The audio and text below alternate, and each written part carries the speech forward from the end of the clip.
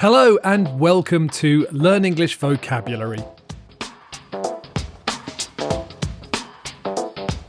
My name's Jack and I'm making this podcast for you to learn or revise English vocabulary. You can find a transcript of this podcast on learnenglishvocabulary.co.uk. There's a page for this podcast with the transcript, an activity and a task for you to do in the comments section. I've been asked to make a podcast on what's happening in Iran right now, and particularly about the death of Mahsa Amini. So, I want to make this podcast about the language of protest and protesters. But I also want to start by saying that this is a language podcast and not a political podcast. That's not to say that I don't have views. I do, and I've been shocked and appalled and also inspired by some of the stories I've seen coming out of Iran. There have been some amazing acts of courage, and I would love to be able to visit Iran. It's just that I'm not a journalist, and I haven't done enough research to share my personal views. What I want to do in this podcast is present you with the language you need to read news reports and articles and opinions written by people who have done the research or who have direct experience and know more about these things. I've been through some articles on different news websites, and I've made a list of the most important vocabulary. The words I'm going to talk about today are to protest, a protest and a protester, to oppose and opposition, to support, supporters, activists, to go on strike, negotiations, demands, to spread a message, citizen journalists, a diplomatic solution, and crackdown. This vocabulary is quite mixed in terms of level, with some items at B1 and one at C2.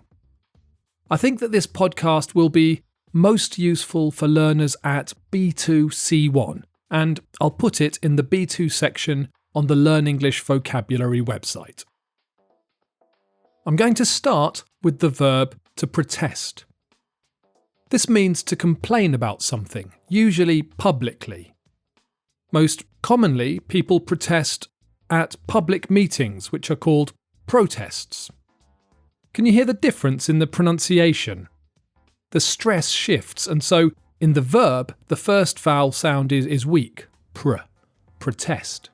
And in the noun, the stress is on the first syllable, so the vowel sound is strong, protest. You protest at a protest. And the people who protest are called protesters. I've been on a few protest marches in London. I find the word march quite fun here because it's normally used to describe the way that soldiers walk. Soldiers march. To march as a variety of walking means to walk quickly and with a purposeful attitude. But if you go on a march, you meet with your fellow protesters and then everybody walks along a route. The last march I went on started at Hyde Park in London. Everybody met there. Some people had banners and signs that they held on the march. It finished in Parliament Square. When you're on a march, you actually walk very slowly. It's more of a stroll. When people join a protest, it's usually because they're either for or against an idea or political system or organisation. If you are against an idea, you oppose the idea. If you're for an idea, you support the idea. So, a group of protesters might go on a protest march because they oppose something that their government is doing. When I last went on a march, it was in support of an idea.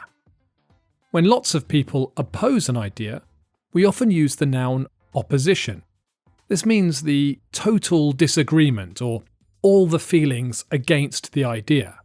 So you can say that there's been a lot of opposition to an idea or a proposal. If you want to talk about the general feelings in support of an idea, you can just say the support. You might hear that a politician has a lot of support, or that they're campaigning, they're meeting people and organising events to drum up support for their candidacy. To drum up support for an idea or a proposal or political candidate means to do things to increase the amount of support that the idea or proposal or political candidate has. So if you are for something, you support the thing, and you could be called a supporter. If you're against something, you oppose it. We don't really use the word opposer. It's a real word, but we don't use it like we use the word supporter. If you're a really strong supporter, so much that you take part in protests and do other things, perhaps hand out leaflets or write letters to politicians, then you are an activist. Another way to describe the activities that an activist takes part in is direct action. The word activist is slightly spicy because people think of violent activists or political extremists. In the UK at the moment, there are quite a lot of activists who are taking direct action to make people think about how we use oil and the damage we're doing to the planet. They're blocking roads, and not everyone supports what they're doing. One common form of direct action is to go on strike. This means to refuse to work. So today there's a story in the news in the UK about teachers who voted to reject a small pay rise and who are planning to go on strike if the government does not increase their offer. If teachers go on strike, children will have to stay at home, so lots of people won't be able to work. There are lots of strikes in the UK at the moment. Now, when a group of protesters or activists takes part in direct action, there's always an objective. There's something they want. These are their demands. So when there's a strike, the workers refuse to go back to work until their demands are met. That is, until they get what they want. I don't think that protesters often get exactly what they want, at least not in the UK. But sometimes the government or other organisation agrees to discuss the demands to see if there is a compromise. That is, if there is a way the demands can be reduced so that everyone is satisfied. These talks are called negotiations. The verb negotiate means to make something happen by talking through discussion. So when protesters have demands, they may meet with the organisation they're protesting against and negotiate. If the negotiations are successful, the protest will finish. A useful phrase to talk about a successful negotiation is a diplomatic solution.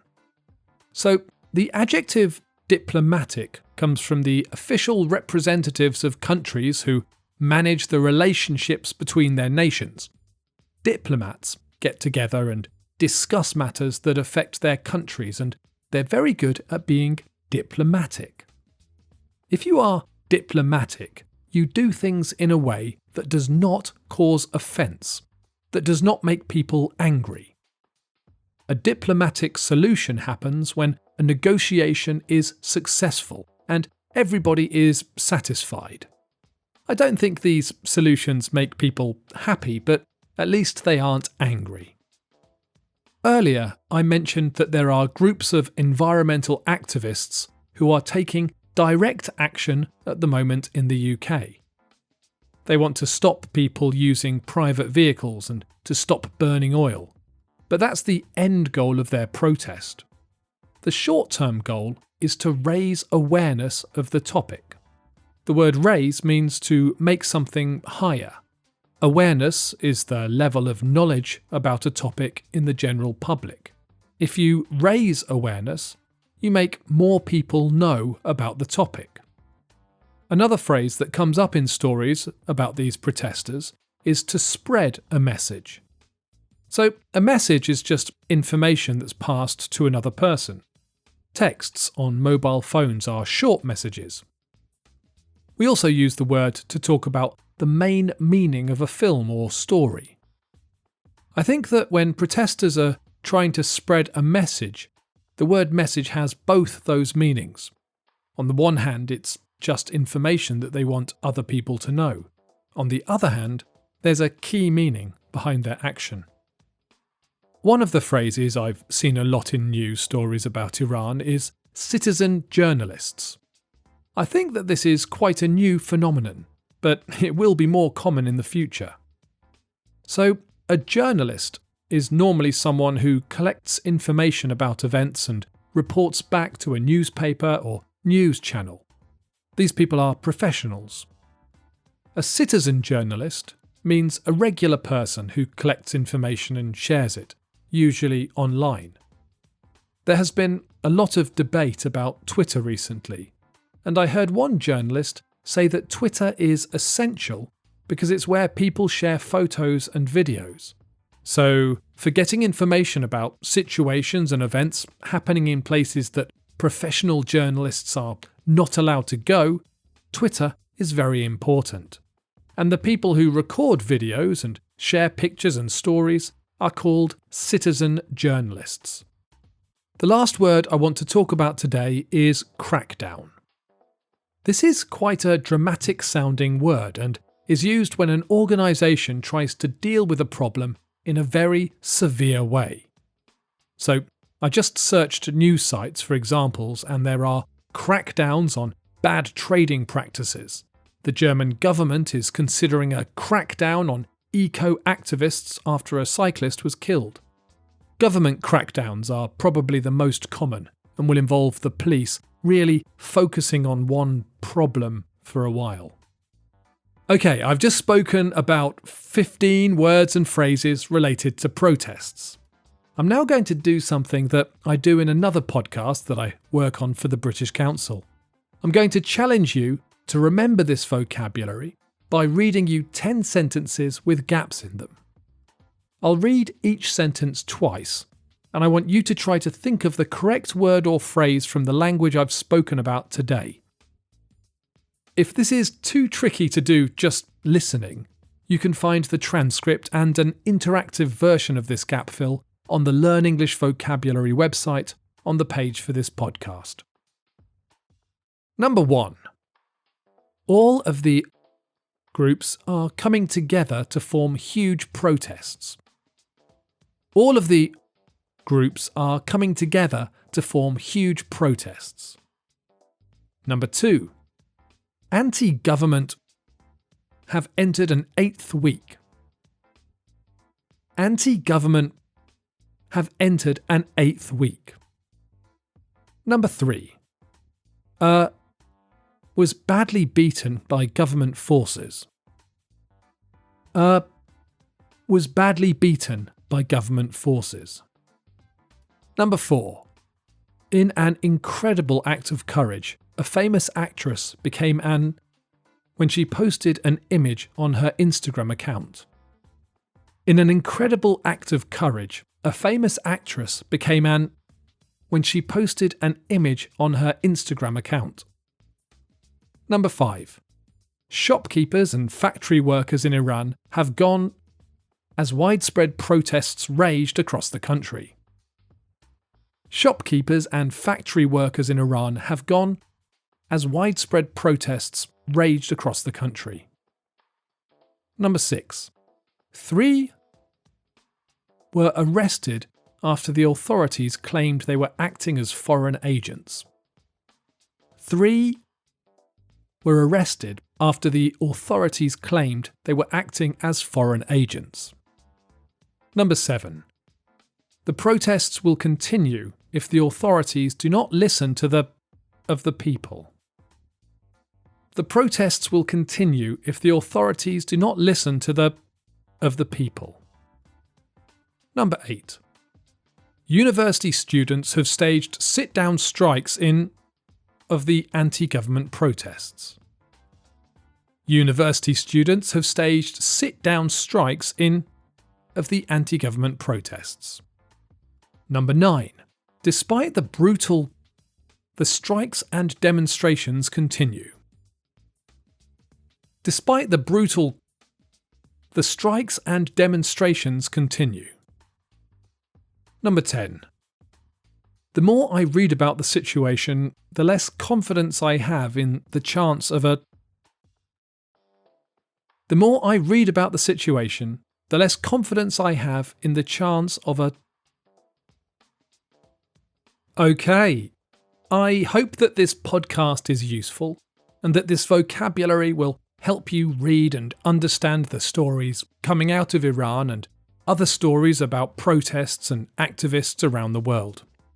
Before I finish, I want to apologise for taking so long between podcasts.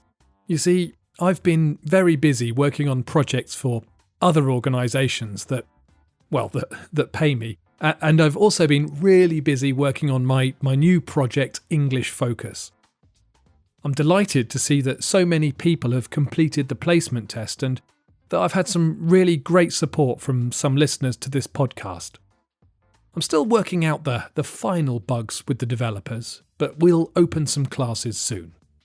And I really hope I'll have some more time soon to work on the new website and spend some more time making podcasts.